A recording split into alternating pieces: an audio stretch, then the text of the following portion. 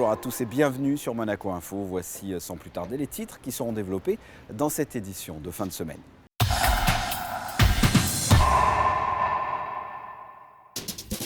On le connaît pour son interprétation du Saint, de Brett Sinclair ou encore de James Bond. Eh bien, Roger Moore s'est transformé en conteur auprès d'enfants du Munchkins Club. L'émission Jungle Fight de Radio Monaco était en direct ce jeudi dans les locaux de Fightheads. La semaine mondiale de l'allaitement maternel, une journée porte ouverte, a été organisée ce jeudi au CHPG. Rencontre avec les comédiens Juliette Galloisy et David Talbot à l'occasion de la pièce Meilleurs vœux au Théâtre Princesse Grace. Et enfin, football et la conférence d'avant-match. Monaco reçoit Evian Thonon Gaillard samedi à 20h, match comptant pour la 10e journée de Ligue 1. Et pour débuter ce journal, comme je vous l'ai dit dans les titres, direction le Munchkins Club dans le quartier du Larvoto. Ce club privé pour enfants a organisé mercredi après-midi une lecture avec un conteur de prestige qui n'était autre que Sir Roger Moore. Voyez ce reportage d'Alexandra Pani. Ce n'était pas sous les traits de son célèbre personnage de James Bond que Sir Roger Moore s'est rendu au Munchkins Club, mais en tant que conteur. Mercredi après-midi, ces jeunes enfants de 3 à 5 ans ont pu découvrir les talents d'orateur de l'acteur britannique, installé depuis de nombreuses années en principauté. Mais avant d'entrer en scène, l'ambassadeur auprès de l'UNICEF était un petit peu nerveux face à cette audience exigeante. Je ne l'avais encore jamais fait. C'est une expérience nouvelle. J'ai l'habitude de rencontrer des auditeurs adultes qui sont habituellement silencieux, et encore plus silencieux quand j'ai terminé. Mais j'ai hâte de vivre cette expérience. Je risque de les endormir ou sinon, ça va les encourager à poser beaucoup de questions auxquelles je ne pourrai sûrement pas répondre. À l'ordre du jour, la lecture notamment du conte pour enfants très réputé outre-Manche, The Gruffalo's Child de Julia Donaldson et Axel Scheffler. Cette rencontre avec Sir Roger Moore était une première, mais les enfants comme les parents ont été séduits. Il est vraiment content parce que je lui dis qu'il vient un grand-père pour lui dire des choses, des histoires qui sont vraiment intéressées, oui. Et je pense qu'il est content. Ce club, situé dans le quartier du Larvoto, a ouvert ses portes en novembre 2013. Il accueille tout au long de la semaine des enfants d'1 à 8 ans et leur propose de nombreuses activités. Après le succès rencontré lors de cette lecture, les organisateurs espèrent renouveler l'opération très prochainement. Fightheads Monaco fête cette année ses 10 ans. L'association monégasque de lutte contre le sida a reçu dans ses locaux ce jeudi soir Radio Monaco et son émission Jungle Fight. Plus de détails avec Christine Datomel. Affiliés, bénévoles, lycéens, tous ont répondu présents à l'invitation de Radio Monaco ce jeudi soir. Animée par Mahler et la princesse Stéphanie, l'émission Jungle Fight a eu lieu exceptionnellement dans les locaux de Fightheads Monaco qui fête ses 10 ans d'existence. Face à la détresse psychologique, à l'isolement, à la discrimination et face à la douleur des personnes vivant avec le VIH, Fightheads Monaco a choisi de mener un combat permanent pour la vie et pour la dignité. Se battant généralement seuls, en silence, les personnes touchées par le virus du sida n'ont souvent aucun soutien et personne à qui se confier. Séropositif depuis 14 ans, Augustin Caballero témoigne à visage découvert pour la première fois pour faire tomber les tabous et lutter contre les discriminations dont peuvent être victimes parfois les malades du sida.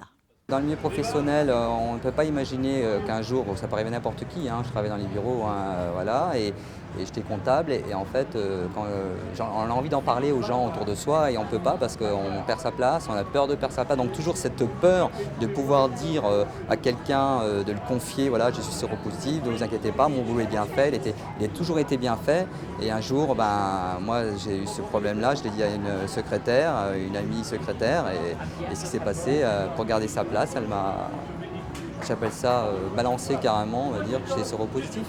Donc à la suite de ça, mon employeur, il m'a mis fin à mon contrat, il a fait en sorte que je mette fin à mon contrat plutôt, et j'avais un CDI à la clé, et en fait il a pris quelqu'un d'autre séronégatif que moi. Mais il m'a fait comprendre que j'étais séropositif, mais il ne me l'a pas dit.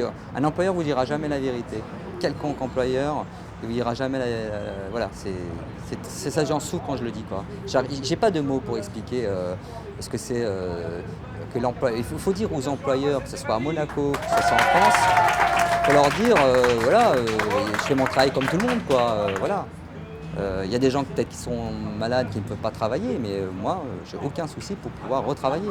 Mais je souffre encore de cette peur, en fait. C'est une peur, c'est une angoisse en permanence. Par exemple, là j'ai eu un entretien professionnel, je suis obligé de me cacher, je suis obligé de me mentir par rapport à moi-même. Enfin, tout se passe par rapport à moi-même. Donc je ne peux pas être bien. Vivre avec le VIH est toujours difficile puisqu'il y a quand même toujours cette crainte d'être rejeté, parce qu'il y a encore beaucoup trop de personnes aujourd'hui qui n'ont pas les bonnes informations et qui pensent que vivre avec une personne vivant avec le VIH c'est dangereux, et qui ont des attitudes, que ces personnes-là ont malheureusement des attitudes déplorables que de rejeter des personnes du fait du virus. Écouter, aider, soutenir et redonner confiance en la vie, telle est la mission principale de Fatets Monaco.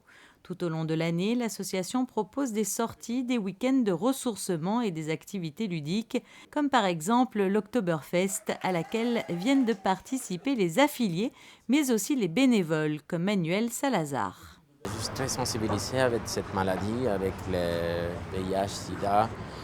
J'ai connu malheureusement beaucoup d'amis, des copains qui les années 80-90, ils sont partis avec cette maladie. Et je pense que c'est une initiative très intéressante. C'est une maladie qui peut-être pas comme le cancer, mais avec le cancer, aujourd'hui, c'est pas plus un secret. Si tu es malade de cancer, ça veut dire que tu es plus appuyé. Si tu es malade touché par le VIH-Sida, les gens se cachent. Il y a beaucoup de travail encore à faire. Et ça, qui fait notre princesse Stéphanie, ça c'est génial. Et surtout dans un petit pays ici à Monaco, qu'il y a beaucoup de tabous encore à faire tomber ici. À ce jour en France, 30% de personnes ignorent leur séropositivité. Il est donc essentiel de se faire dépister et c'est sur ce point que l'émission Jungle Fight a souhaité insister grâce aux témoignages de médecins, d'affiliés et d'étudiants. La semaine mondiale de l'allaitement maternel, comme chaque année, de nombreux pays, dont la principauté, se mobilisent pour renseigner au mieux maman ou future maman. Une journée porte ouverte était organisée ce jeudi au centre hospitalier Princesse Grace. Reportage d'Émilie Rousseau. L'allaitement, un atout gagnant pour la vie, tel est le thème de la semaine mondiale de l'allaitement maternel cette année. À cette occasion, le centre hospitalier Princesse Grace a accueilli des jeunes mamans ou futures mamans, non pas pour se positionner pour ou contre l'allaitement, mais pour les soutenir, les renseigner, les conseiller, car donner le sein a de nombreux bienfaits, non seulement pour le bébé, mais aussi pour la maman. Sans reprendre tous les bienfaits de l'allaitement maternel, puisqu'ils sont très vastes, ils sont d'une part pour la maman, puisqu'il consiste, l'allaitement maternel permet d'avoir une baisse de risque du cancer du sein et du cancer de l'ovaire, et bien sûr aussi avoir une meilleure rétraction utérine, donc moins de saignements, donc moins d'anémie et moins de fatigue, et bien évidemment le lien avec l'enfant. Et les bienfaits pour le bébé, eh bien, c'est évidemment une baisse des risques des infections rhinopharyngées, des risques de gastro-entérite et donc une meilleure protection immunitaire du bébé qui entre dans la vie. Lors de cette journée porte ouverte, des professionnels de santé se sont relayés autour de différentes animations telles que des démonstrations avec des poupées sur comment donner le sein ou la présentation de ce matériel d'aide à l'allaitement. Les mamans ont également pu échanger entre elles leurs différentes expériences. C'est le cas de Céline, maman depuis 2 jours de la petite Lana. Je n'avais pas fait les cours d'allaitement avant, donc du coup c'est vrai que c'est pas évident. Donc du coup j'ai pas mal de questions et je pense que tout simplement il faut être patiente parce que les premiers jours il faut attendre que ça passe et bébé doit aussi faire son job. Donc du coup c'est pour me déstresser que je viens à ces cours de soutien. Et depuis 5 ans, pour accompagner au mieux les parents jusqu'au sevrage, le centre hospitalier Princesse Grace a mis en place chaque lundi matin un soutien à l'allaitement maternel, une aide en plus pour ces jeunes mamans afin de vivre sereinement la période d'allaitement de leur nouveau-né. Le reste de l'actualité en bref, l'Union des syndicats de Monaco vient de fêter ses 70 ans. À cette occasion, une exposition de peinture et sculpture a été organisée dans les locaux de l'USM, au 28 boulevard Régnier 3. Une exposition mais également une remise de prix, vous le voyez sur ces images.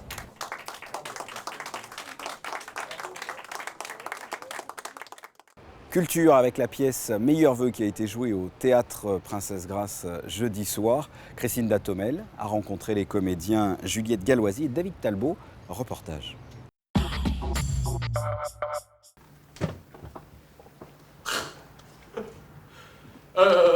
Sandrine. Bon, j'y vais, je me lance. J'ai quelque chose de très important à vous dire et j'aimerais vous le dire avant de partir parce que ce soir je vais me suicider aux alentours de minuit moins le quart, minuit moins 5, si on se réserve un peu de temps pour l'agonie ou même si ça ne marche pas du premier coup. Enfin bref, ça c'est pas trop grave, sauf qu'il faut absolument qu'on se voit avant. Parce qu'après, forcément... J'ai quelque chose de très important à vous dire, c'est ma dernière soirée, j'aimerais la passer avec vous parce que je t'aime, Sandrine. Enfin, je vous aime. Ah oui, au fait, c'est important, moi je m'appelle Antoine Gramier. Meilleurs vœux de Carole Gripp, une pièce qui manie à merveille l'humour noir. Le soir du réveillon, un homme au bord du suicide téléphone à une inconnue et dit avoir des révélations à lui faire avant de passer à l'acte. Changement de plan donc pour Sandrine, qui devait se rendre à une soirée déguisée. C'est vêtue d'un habit de poulpe que la jeune femme, interprétée par Juliette Galloisy, vient frapper à sa porte. Ce thème-là, c'est vrai qu'il est très sombre, mais justement, il est traité de façon tellement finalement légère par rapport aux deux personnages, même ton personnage aussi, même le personnage masculin, qu'au bout d'un moment, bon, bien sûr, on garde toujours l'idée que c'est quelque chose de sombre, mais à côté de ça, il y a du champagne. Enfin, voilà, puis ils se rencontrent, ils s'amusent. Ce sont des gens qui sont quand même vivants et humains. Donc, il y a une chaleur qui s'installe d'un seul coup, voilà. Je préfère vous prévenir que la bonne Sandrine, la Sandrine de votre suicide, elle n'a pas eu le message. Elle sait pas. Puisque manifestement, il y a dû avoir une erreur de suicide de Sandrine. Bon, je vais y aller, parce qu'on m'attend. Et adieu. Enfin, je veux dire, au revoir. Et puis, allez, voilà. Moi, ce que j'aime dans les spectacles, c'est quand on rit, mais en même temps qu'il y a des choses profondes et que les deux se mélangent comme dans la vie. C'est vrai que le thème du départ est assez noir, mais aussi le personnage qu'interprète Juliette amène une couleur très vivante et beaucoup d'humour et de drôlerie. Et du coup, on rit, à mon avis, on rit plus qu'on est entraîné vers la tristesse. La rencontre de ces deux personnages fantasques et attachants est un pur moment de bonheur pour les spectateurs. Prochaine pièce au Théâtre Princesse Grace, Même pas vrai, de Nicolas Poiret et Sébastien Blanc, le 23 octobre. C'est quoi un bisou pour quelqu'un que vous allez jamais revoir? Oh, quand même. Si. C'est intime. Un bisou. Mais ça sonne pas comme ça au premier venu. Un bisou. Oui, un bisou, oui.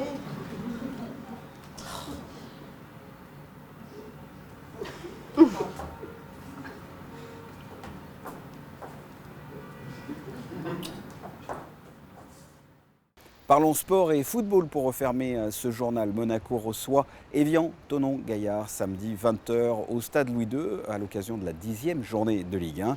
Quels sont les enjeux de la rencontre? Réponse avec Frédéric Hélion. Il y a 3 semaines, de nombreux observateurs promettaient l'enfer à Évian Thonon-Gaillard et condamnaient presque déjà le club savoyard à évoluer en Ligue 2 la saison prochaine. Depuis, les hommes de Pascal Duprat ont enchaîné 3 victoires face à Lens, Lorient et Metz et se retrouvent 15e au classement, 1 point derrière l'ASM. Monaco va devoir faire preuve de sérieux face à l'ETG avant de penser au match contre Benfica mercredi prochain.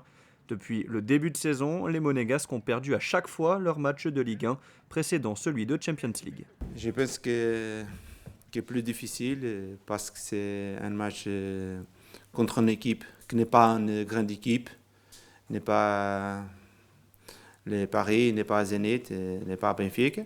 Mais pour moi et pour le club, ce moment, Les matchs d'Evian, c'est le match plus important. Après des dernières sorties intéressantes face au Zénith ou au PSG, Monaco doit impérativement confirmer et surtout engranger des points pour recoller au peloton de tête de Ligue 1. C'est vrai que les prestations ont été encourageantes, mais on prend peu de points. Contre Paris, on a fait un bon match, mais finalement on n'a pris qu'un point, donc il faudra vraiment prendre les 3 points pour recoller, parce que devant ça va vite aussi. Leonardo Jardim a confirmé ce jeudi en conférence de presse que Lassina Traoré ferait ses débuts avec l'ASM face à l'ETG, même s'il n'a pas 90 minutes dans les jambes. L'Ivoirien pourrait débuter ou rentrer en cours de match. Monaco-Évian à samedi 20h au stade Louis II. Et justement, quel temps va-t-il faire ce week-end? Voici la météo. Samedi, une belle journée, les nuages seront discrets, voire inexistants, il fera de 20 à 25 degrés. Dimanche, maintien d'un temps sec et assez ensoleillé, les températures sont plus estivales qu'automnales, comptées de 21 à 25 degrés. Lundi, un soleil chaud avec parfois quelques nuages, les températures restent supérieures au normal, toujours de 21 à 25 degrés. Et enfin mardi, moins de soleil que les jours précédents, le ciel sera temporairement orageux, il fera de 20 à 22 degrés. Ce journal est terminé, merci de l'avoir suivi, à très bientôt, au revoir.